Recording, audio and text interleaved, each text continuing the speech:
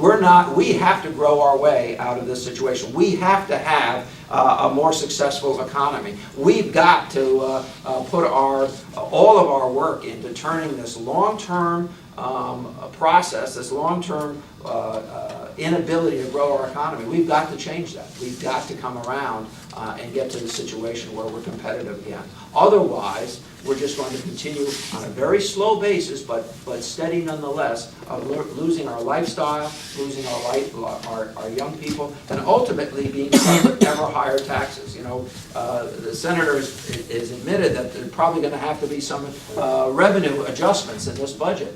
But does that become the standard for all time is the question. And the reality is those much higher taxes will become the standard if we don't do what other states have done, and that is build our economic base.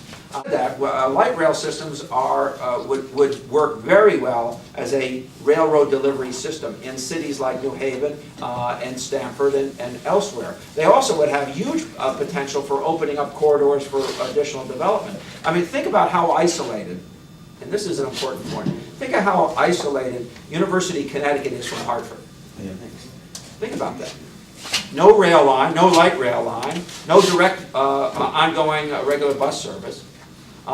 Most states now think of their public colleges and universities as job producers.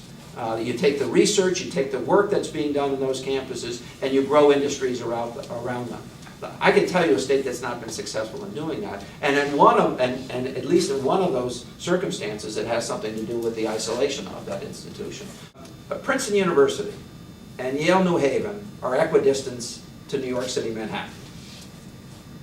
And now if you examine, if you travel through New Jersey and Connecticut at all, and you examine the amount of development that's taken place between the Princeton University and Manhattan, you will discover far more development, far more jobs having been created, and a much more robust economy taking place, taking shape.